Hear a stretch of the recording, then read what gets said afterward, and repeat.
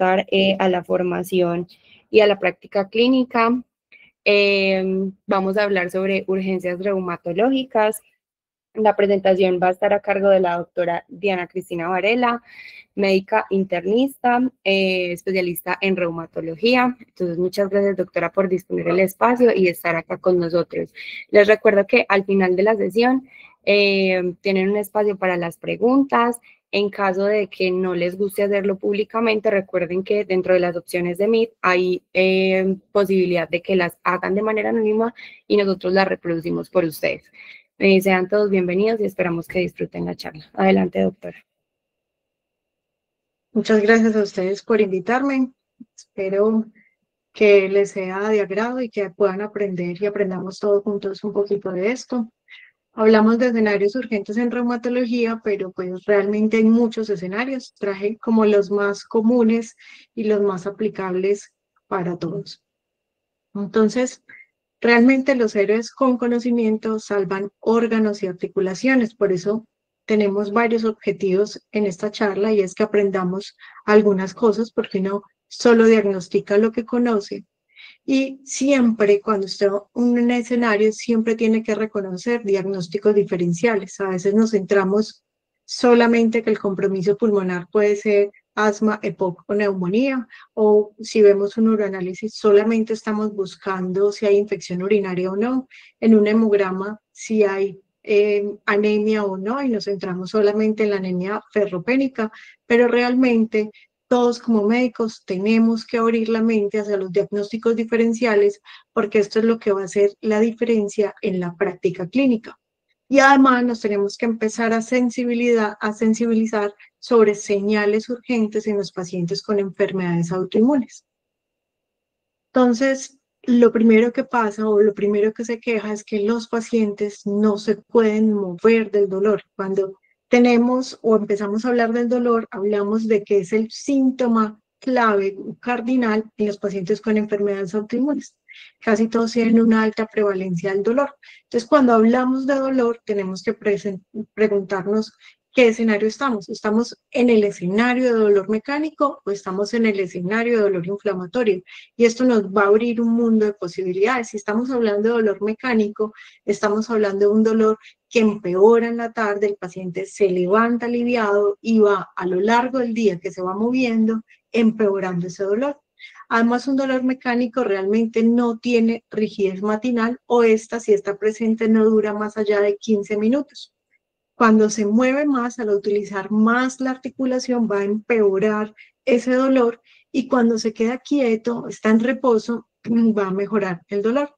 Mientras que por la parte inflamatoria, el dolor es peor en la mañana y recordemos que ese pico de interleuquina 6 se produce en las primeras horas de la mañana. Eso hace que sea todo con mayor pauta en la mañana, que tenga un dolor peor, que tenga rigidez matinal y esta rigidez matinal normalmente va por encima de 1 hora.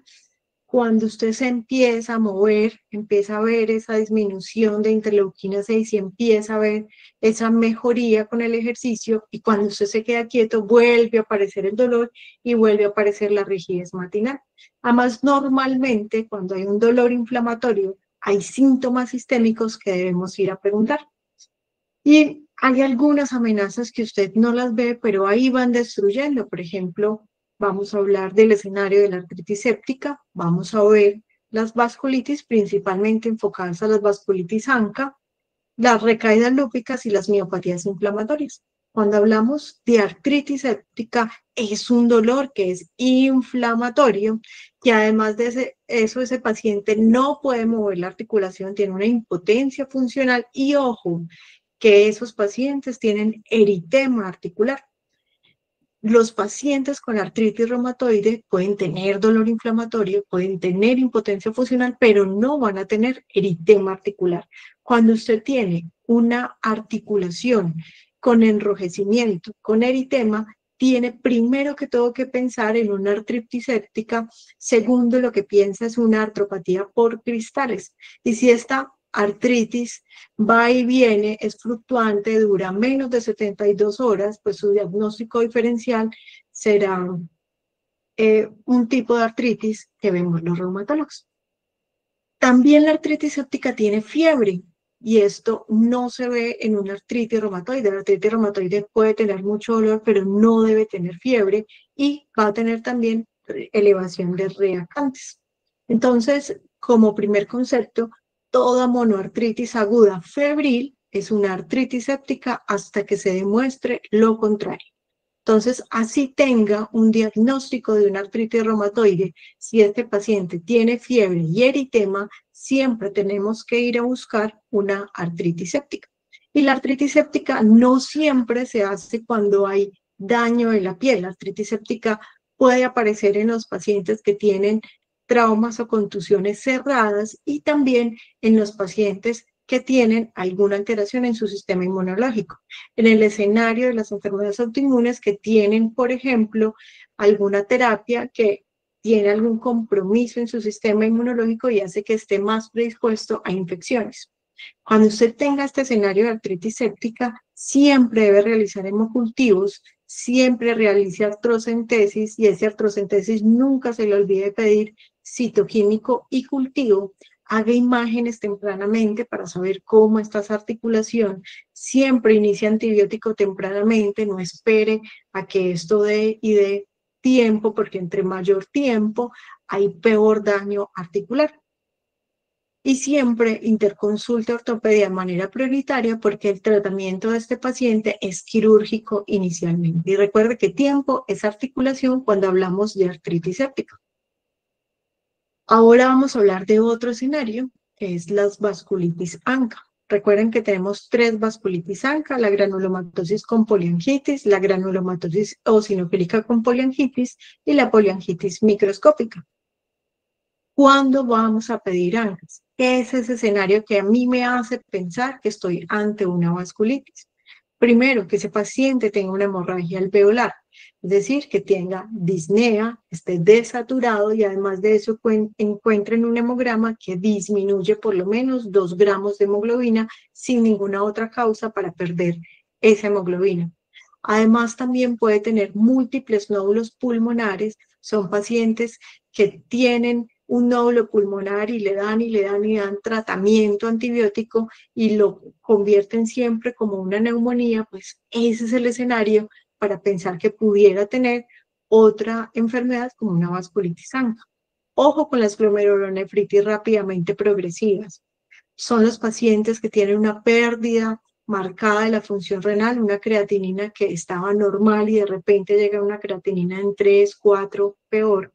Y además de eso tiene un sedimento urinario activo, tiene hematuria, tiene piuria y tiene cilindros. Ojo con esos tipos de pacientes. Los pacientes que tienen lesiones cutáneas con síntomas sistémicos, mononeuritis múltiple, neuropatía periférica, que llegan con pie caído, o que tienen escleritis, masas retroorbitarias, estenosis traqueal, sinusitis o otitis crónica o una enfermedad destructiva de la vía aérea superior. Recuerden que cuando estamos pensando en vasculitis ANCA, no pedimos ANCA por inmunofluorescencia, que era lo que llamábamos C-ANCA y P-ANCAS, sino que cada día más estamos pidiendo los ANCA por ELISA, que son PR3 y MPO. El PR3 se ve mucho más en la granulomatosis con poliangitis y el MPO se ve más en la PAM. La JEPA puede tener un 50% negativo y un 50% positivo. Esos 50% que son positivos son más que todo MPO. Y tenemos estos 3 escenarios. Tenemos en un escenario una mujer de 70 años que tiene un antecedente de hipertensión arterial, diabetes e hipotiroidismo y llega a urgencias por edema y disnea, una creatinina en 4 y una hemoglobina de 8,5. Tenemos otro escenario, un hombre de 45 años sin ningún otro antecedente, llega a urgencias por fiebre, tos con hematemesis y dolor articular. Tiene una creatinina buena en 0,8, pero tiene leucocitosis y aumento de la PCR. Y por otro escenario tenemos a un hombre de 40 años con un antecedente de obesidad y asma, llega a urgencias por edema y disnea y lesiones de piel en miembros inferiores. Tiene una creatinina en 4,5, una hemoglobina de 10 y una ecocardio que muestra una fracción de eyección del ventrículo izquierdo disminuida en un 35%.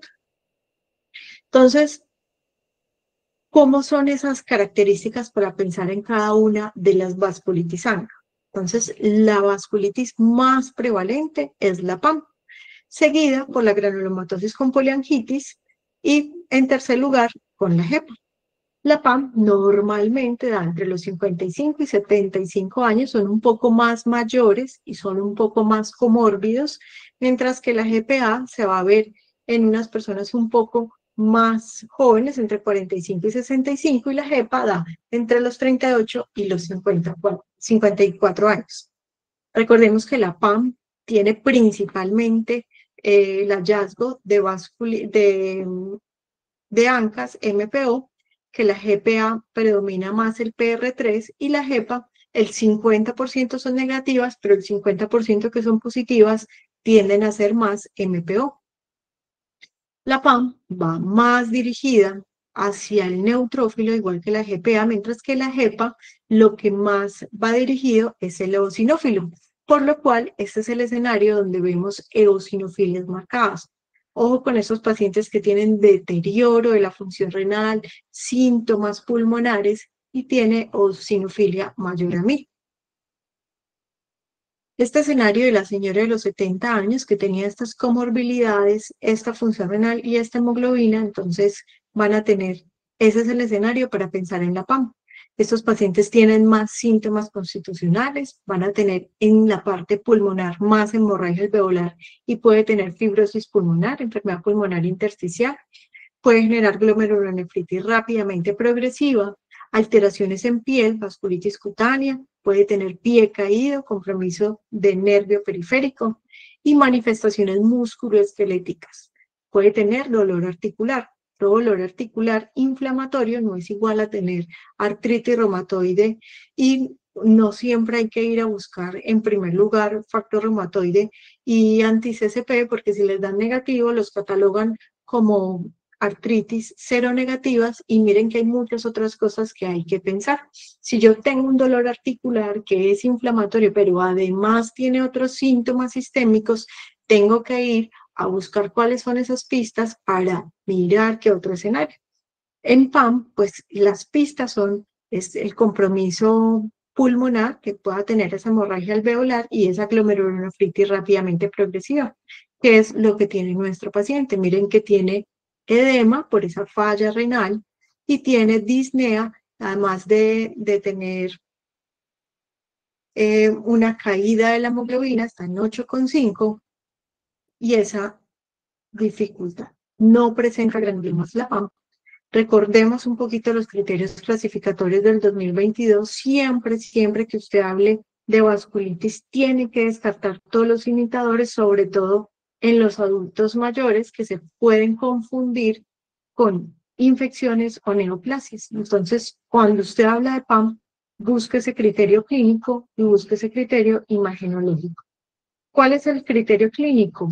Pues aquí en PAM el escenario es de exclusión, que no tenga compromiso nasal, epístasis, úlceras, congestión, perforación, porque esto nos acerca más a una GPA.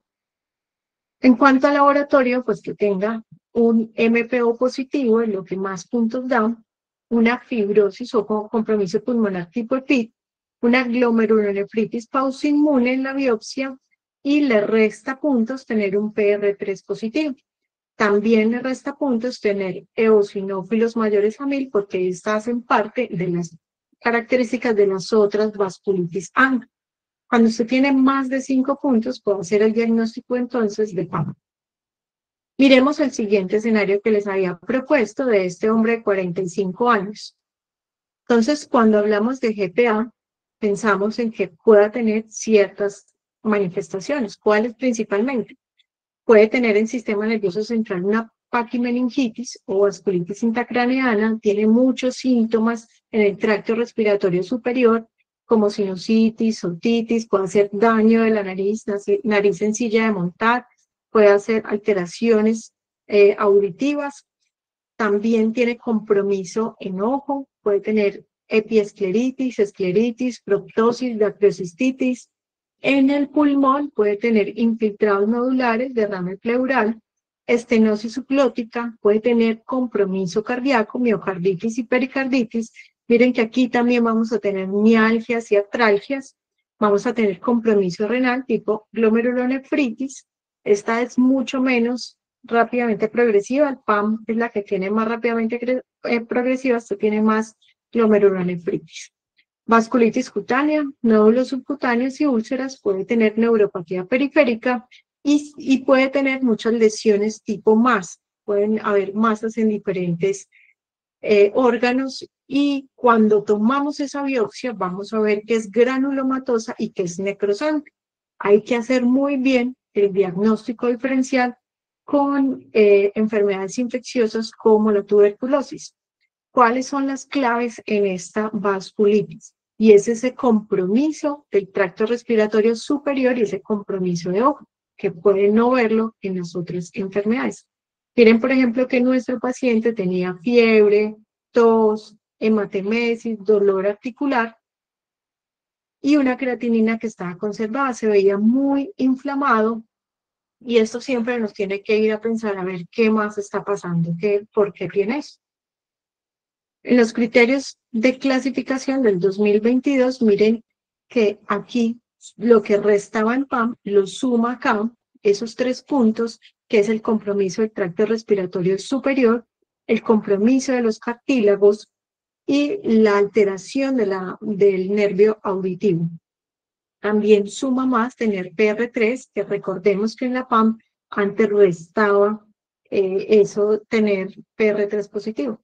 Entonces aquí es lo que más suma, tener PR3 positivo. Esos nódulos pulmonares o masas o cavitaciones, hay que pensar en esto también, inflamaciones granulomatosas, que tenga alteraciones o derrames paranasales, mastoiditis, la glomerulonefritis pausimune que se ve en la biopsia renal. Y mire que aquí le resta puntos también tener eosinófilos mayores a 1000 o tener positividad para MPO. Y el último escenario que habíamos planteado es un hombre de 40 años que es obeso y asmático nos empieza a abrir el escenario con un daño de la creatinina, una anemia de una caída de la FEBI. Aquí tenemos entonces, para pensar en este escenario, síntomas constitucionales. La eosinofilia normalmente son eosinofilias muy altas, tiene asma, sinusitis, infiltrados pulmonares, pero a diferencia de PAM, que recordemos que la hemorragia alveolar o la PIP, la GPA, que son masas, más que todo, cavitaciones, en la GEPA lo que vamos a tener son infiltrados que son migratorios o son transitorios. Es una de las que más compromete el corazón, va a ser miocarditis eosinofílica, puede tener alteraciones del tracto gastrointestinal. Miren que aquí también va a producir dolor articular, manifestaciones musculoesqueléticas, tiene compromiso de piel, tiene compromiso de nervio periférico y puede hacer síndrome pulmón-riñón. Cuando pensamos entonces en esta vasculitis, ¿qué nos acerca a eso? Que tenga ese compromiso del tracto gastrointestinal, además de eso, alteración de la piel y del corazón, y esa eosinofilia que siempre tenemos que ir a mirar en el hemograma. Esos infiltrados eosinofílicos en los diferentes órganos son los que nos dan la pista para que estemos pensando en este tipo de vasculitis. Recordemos los criterios entonces. Los criterios clínicos es tener enfermedad de vía aérea obstructiva, ese paciente que sufre de asma, de pólipos nasales o que tenga mononeuritis. En laboratorio debe tener eosinofilia, recordemos que esto no lo restaba en las otras 2 vasculitis, aquí es lo que más nos suma puntos, además de eso que veamos ese infiltrado eosinofílico fuera de los vasos y le resta puntos tener PR3 o que tenga hematuria. Si tenemos más de 6 puntos, podemos hacer este diagnóstico. ¿Qué laboratorios vamos a solicitar cuando pensemos en vasculitis? No vamos a necesitar laboratorios muy raros para hacer ese abordaje en urgencias. Necesitamos un hemograma. ¿Qué vamos a mirar? Si tiene anemia o no tiene anemia y qué tipo de anemia tiene. Recuerden que siempre se debe estudiar el tipo de anemia. Vamos a mirar si tiene leucocitosis. Esta es una enfermedad que es netamente inflamatoria, entonces va a tener leucocitosis y hay que mirar si tiene o no tiene eosinofilia. Lo mismo, hay que mirar las plaquetas. Es una enfermedad inflamatoria, por lo cual debe tener trombocitosis. Ojo que si usted tiene trombocitopenia, tiene que ir a buscar un diagnóstico diferencial. Normalmente las vasculitis no dan trombocitopenia. Miren el uroanálisis. ¿Cómo está ese sedimento? ¿Tiene hematuria, leucocituria? ¿Tiene proteínas o no? ¿Tiene cilindros? Vaya a mirar los reactantes de fase aguda. La sedimentación y la PCR deben estar elevadas en las vasculitis. La ferritina debe estar elevada si ya lleva tiempo así inflamado. Y mire la electroforesis de proteínas. Mire otras ayudas diagnósticas, cómo está la creatinina, cómo están esos pulmones, pídale una radiografía de tórax y no se les olvide pedir los ANCA por ELISA, PR3 y MPO. Ahora vamos a hablar de lupus. Recaída lúpica es muy importante, creo que es de las enfermedades que más vemos en el escenario de urgencias y el que más les asusta a todos cuando ven un paciente con lupus en urgencias.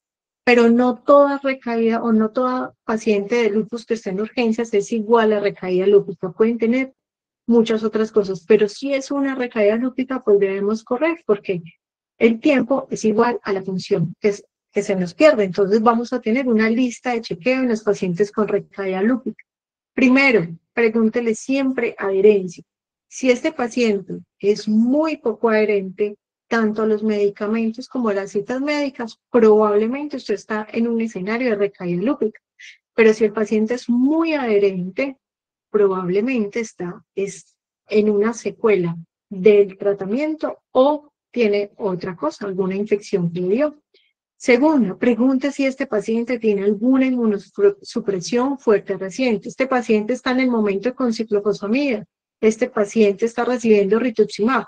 Porque si tiene inmunosupresión fuerte reciente, lo más probable no es que sea una recaída lúpica, lo más probable es que sea una infección secundaria de la inmunosupresión. Y tercero, mire siempre cuál es el daño orgánico previo. Pues si este paciente ya venía en diálisis, por ejemplo, y tiene una creatinina de 6, pues eso no me va a entrar en la lista de chequeo nueva para mirar si tiene o no recaída lúpica. Entonces, tenemos que saber muy bien qué es actividad y qué es infección. ¿Cuándo pienso yo en infección? Cuando ese paciente tiene fiebre. Y esa fiebre se acompaña de leucocitosis. Recuerden que en actividad lúpica, los pacientes con actividad lúpica pueden tener fiebre, pero usted tiene que descartar siempre infección. Y la gran diferencia es que usted en infección tiene leucocitosis, mientras que en actividad lúpica tiene leucopenia.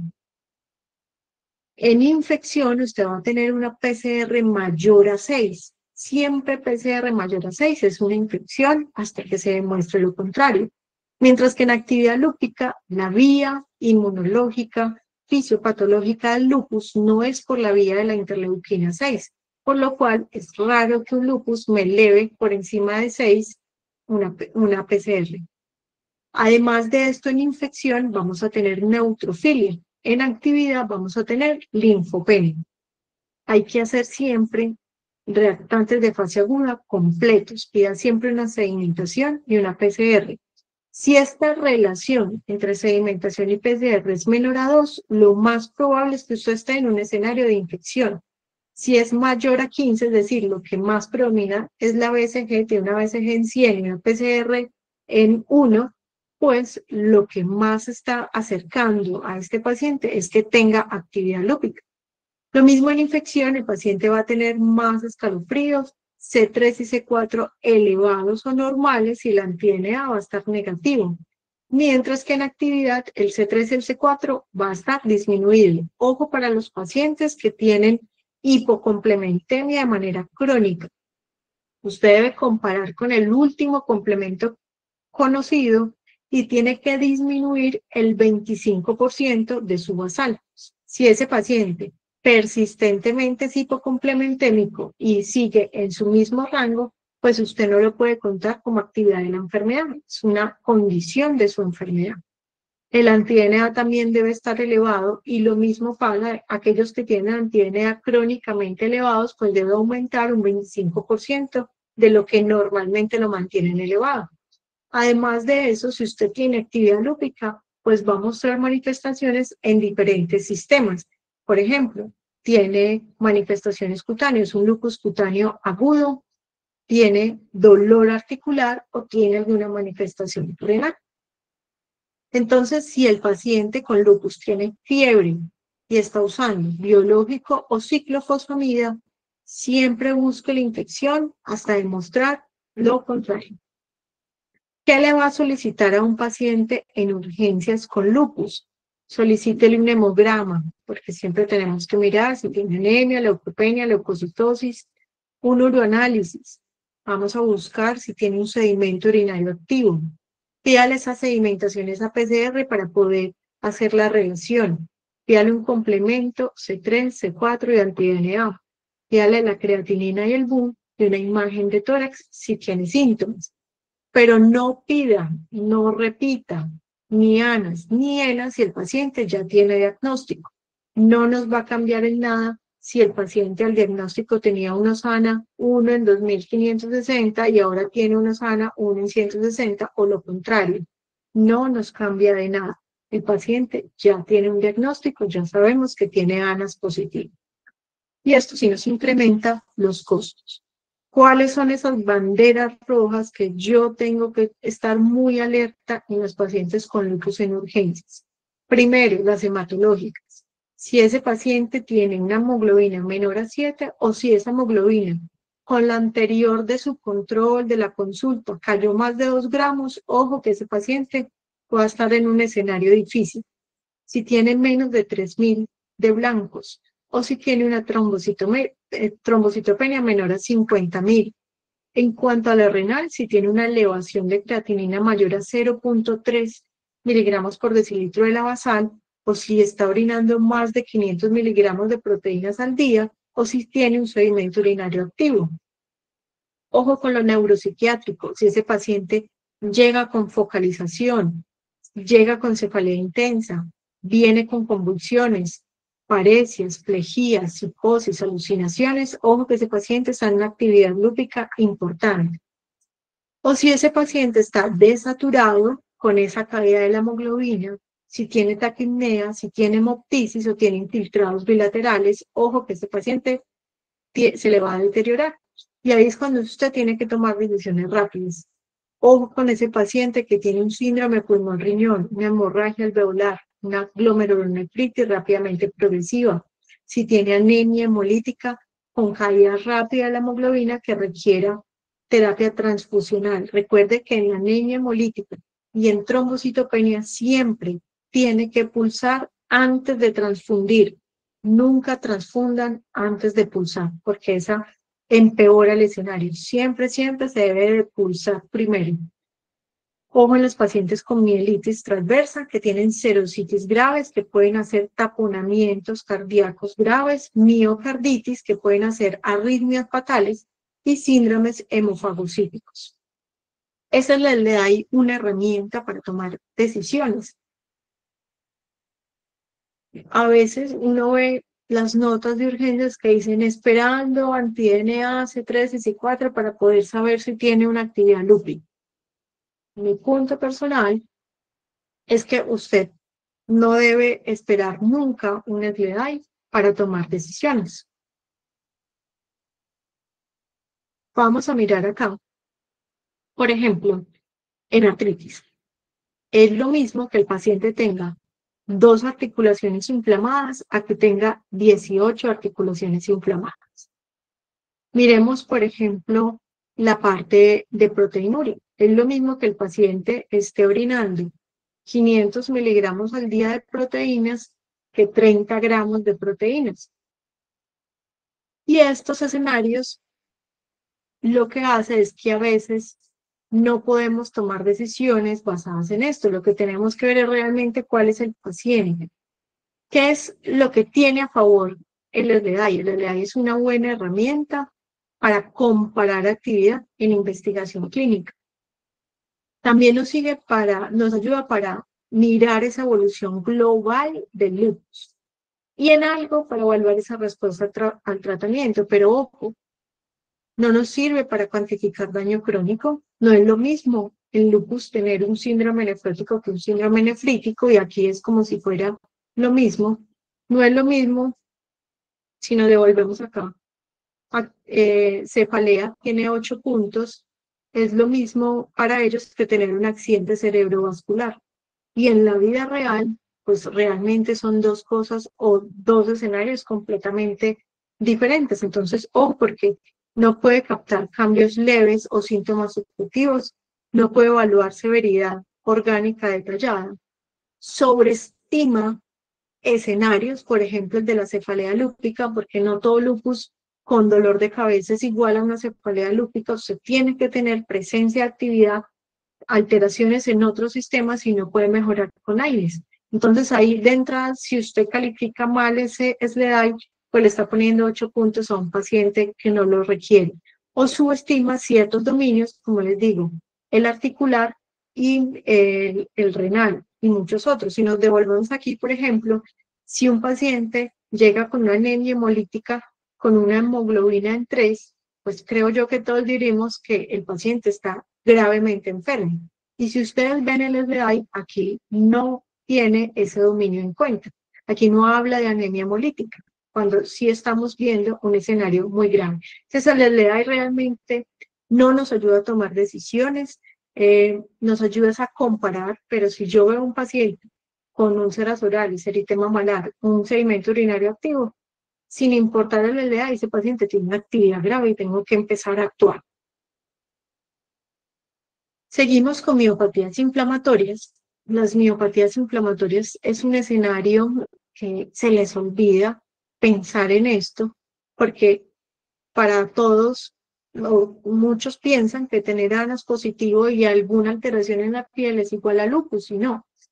Hemos visto pacientes mal remitidos al servicio de urgencias con diagnóstico de lupus cuando realmente tiene una miopatía inflamatoria. Las miopatías inflamatorias es un mundo maravilloso y es un mundo amplio y es un mundo heterogéneo. Podemos dividirlos en dermatomiositis, y esa dermatomiositis tiene varios subgrupos de acuerdo al anticuerpo que esté presente. Al igual que la antisintetasa, tiene varios anticuerpos presentes. La miositis por cuerpos de inclusión, las miositis de superposición o las miopatías necrosantes inmunomediadas. Esos son los grandes grupos, pero miren que tienen varios subgrupos y se comportan diferente de acuerdo al anticuerpo que esté presente. Pero entonces, a grandes rasgos, ¿cómo vamos a reconocer las miopatías? Pues búsquele bien la piel. La clave está en que el paciente tiene manifestaciones en piel y tiene debilidad muscular, principalmente de cintura pélvica y cintura escapular, es decir, proximal. Vamos a mirar siempre en los pacientes con debilidad las manos, y ahí vamos a encontrar estos signos que están sobre las metacarpofalángicas, que se llaman pápulas de Gottron. Las podemos ver también sobre las interfalángicas proximales. Podemos ver los signos de Gottron, que son también lesiones eritematosas en codo, rodillas y tobillos. Y en la cara vamos a tener este signo que se llama eritema en heliotropo, que es diferente al eritema malar. El eritema en heliotropo toca o ataca los párpados, además de eso no respeta el surco nasogeniano y puede ser una sensación más de máscara. Tiene el signo de la B, el signo de y el signo de la manga. Y hacia atrás está el signo del chat. Pues tenemos signo de Gottron, pápulas de Gottron, y en las piernas tenemos el signo del pistolero. Entonces siempre tenemos que ir a buscar todos los signos cutáneos. Esas son las claves. Es muy diferente las miositis a las rhabdomiolisis. Las miositis estamos hablando de inflamación. En rhabdomiolisis estamos hablando de destrucción. En las rhabdomiolisis lo que vamos a tener son necrosis masivas y daño, por lo cual se va a liberar mioglobina. Esto va a ser muy agudo y el paciente va a tener dolor muscular. Además de eso, la CK va a estar muy elevada, va a tener una orina que es oscura y tiene alteración de la función renal. Mientras tanto, las miopatías inflamatorias no producen dolor muscular, no tienen alteración a nivel renal y el ionograma va a estar normal, mientras que en la rhabdomiólisis usted va a encontrar aumento del potasio. ¿Qué le solicita a un paciente con miopatías inflamatorias? El hemograma, el uroanálisis, la función renal que debe estar normal si es una miopatía inflamatoria, está anormal si es una rhabdomiólisis y son dos escenarios completamente diferentes. En la rhabdomiólisis usted debe dar líquidos, en las miopatías inflamatorias usted debe inmunosuprimir. Ojalá estos pacientes con miopatías inflamatorias no los llenen de líquidos porque siempre tratan las miopatías como una rhabdomiólisis y ahí no hay alteración de la función renal. Debe estar elevada la sedimentación en la PCR y el ionograma en las miopatías inflamatorias normalmente está normal y en las rhabdomiólisis pues va a estar anormal, va a haber una elevación del potasio. La CK total y la LDH van a estar elevadas. La ST y la LT, recuerden que hace parte de las enzimas musculares y van a estar elevadas, es por esa actividad muscular. Vamos a mirar cómo está el tórax, cómo está el electro, cómo están los gases, y si es el escenario de una miopatía inflamatoria, lo que debemos pedir es resonancia simple de cintura escapular y pélvica. No se pide contrastada, no hace falta, y tampoco se piden ya hoy en día las electromiografías. La resonancia nos da mucho más hallazgo, no solamente de que está con edema el músculo, sino también nos habla de pronóstico, si hay atrofia o recambio graso, y si nos toca hacer una biopsia, también nos dirige y nos dice cuál es el músculo que más está inflamado, que es donde deberíamos hacer la biopsia. Entonces es mucho mejor hacer una resonancia. Además que la electromiografía también es operador dependiente. Existen unas banderas rojas también en miopatías que yo tengo que actuar ya, y es si hay compromiso pulmonar o si hay compromiso cardíaco. ¿Cuándo sé que hay compromiso pulmonar? Recuerden que el diafragma es un músculo y ese músculo se puede inflamar y puede generar un paro respiratorio. Entonces, si el paciente no puede hablar en frases, si usted le pide que cuente y no puede contar hasta 15, normalmente nosotros en una inspiración profunda podemos contar hasta 20 o más. Entonces usted le dice, por favor, tome aire, sostenga y empiece a contar. Entonces el paciente toma aire y empieza. 1, 2, 3, 4, 5, 6, 7, 8, 9, 10, 11, 12, 13, 14, 15. Y el paciente tiene que parar para respirar antes de 15, ya es una bandera roja. Si tiene una frecuencia respiratoria por encima de 30, si el paciente está desaturado, si usa músculos accesorios, si el paciente no tiene sostén cefálico, si su cabeza está caída completamente o tiene regurgitación de líquidos, si no tiene reflejo de la tos o ese paciente está en una acidosis. Estos pacientes deben ir a unidad de cuidados intensivos para vigilar porque tiene un alto riesgo de progresión y hacer parada respiratoria. Los pacientes, por el otro lado, a nivel cardíaco, pueden tener arritmias, hipotensión o frecuencias cardíacas mayor a 110. Estos pacientes deben ir también a unidad de cuidados intensivos porque pueden hacer parada cardíaca. Entonces, hablando un poco del tratamiento en el servicio de urgencias, pues hay unos protocolos de tratamiento. Digamos que pudiera ser una receta, pero no es una receta. Lo que más necesite que aprendan más que inmunosupresores es iniciar ese tratamiento con los pulsos de metilprednisolona. Si usted lo apaga rápido, probablemente podamos llegar a tiempo y salvar la vida. Vamos a pulsar a ese paciente con metilprednisolona, 500 miligramos por 3 días. Se hace cada 24 horas por 3 días. No lo extiendan más allá de 3 días. Si el paciente ya cumplió los 3 días, pues requieres pasarlo a vía oral y se inicia prednisona 30 miligramos y empezar pauta descendente. Siempre que vamos a empezar a pulsar a ese paciente hay que desparasitarlo. ¿Con qué? Con ivermectina o albendazol. ¿Cómo? Pues aquí tenemos unas dosis diferentes, que estas son las recomendadas por el CDC para nuestro país, que tiene alta carga de estrongiloides. Entonces debemos darle ivermectina, una gota por kilo por 3 días, o albendazol, 400 miligramos cada 12 horas por 5 días. Y ya el internista o el reumatólogo debe iniciar inmunosupresión concomitante, ya sea con metrotexate, azatioprina, rituximab, ciclofosfamida o inmunoglobulina, de acuerdo a la enfermedad y de acuerdo al caso clínico. En los pacientes con miopatías inflamatorias, siempre de entrada deben iniciar terapia física y FONI. ¿Por qué? Porque estos pacientes, recuerden que tienen compromiso de los músculos deglutorios y que también, si los empezamos a hacer terapia física tempranamente, pues producen menos atrofia y menos recambios grasos. Esto era lo que les traía para hoy. Muchísimas gracias. Agradezco a todos ustedes por estar conectados y a todo el grupo que me invitó. Estos son mis datos y este es mi canal de YouTube donde hay varias charlas de enfermedades autoinmunes que los invito a seguirlo y a compartir. Quedo pendiente si tienen alguna pregunta. Bueno, primero que todo, agradecer a la doctora Diana por su tiempo y por la dedicación en la presentación. Es de gran aprecio para el grupo pues, de medicina de urgencias.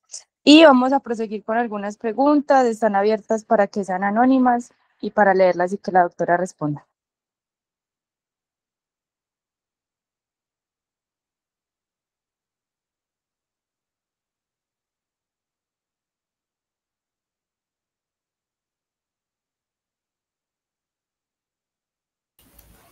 Pues por ahora no, pues como preguntas.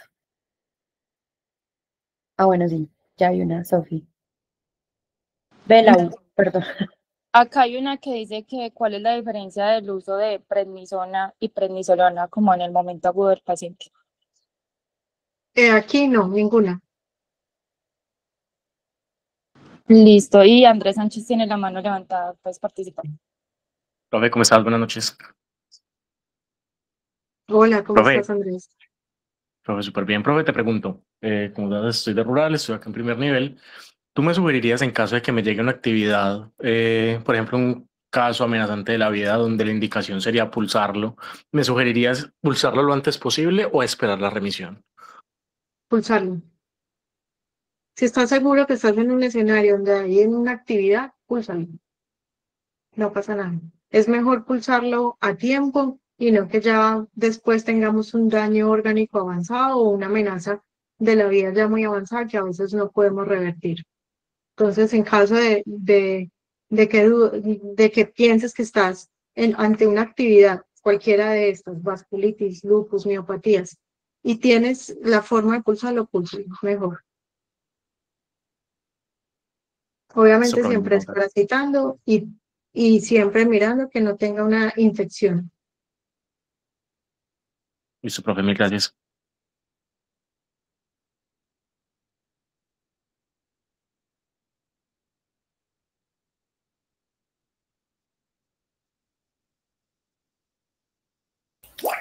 Por aquí tenemos otra pregunta que dice, en el escenario del lupus, en el que sospecho tanto actividad como infección, primero debo realizar el manejo antibiótico dirigido. La idea es iniciar primero el antibiótico. Cuando ese paciente tiene, y también mirar el escenario, si ese paciente pues tiene una actividad que no es grave, que en este momento la podemos manejar o podemos darle tiempo, lo que podemos hacer es ponerle la prednisolona oral a una dosis de estrés, 15 miligramos, empezar el antibiótico y una vez complete por lo menos 48 horas de antibiótico, ahí sí podemos empezarlo a pulsar, desde que no sea no esté en bacteriemia o en una sepsis grave. Ya si el escenario es estar en una amenaza de la vida, y está en una infección grave, entonces lo que hago es ya a nivel de reumatología iniciamos con globulina. Listo. Hay otra pregunta que dice que si hay alguna contraindicación para el manejo con los pulsos de metilprednisolona. Pues la contraindicación es que tengo una infección grave.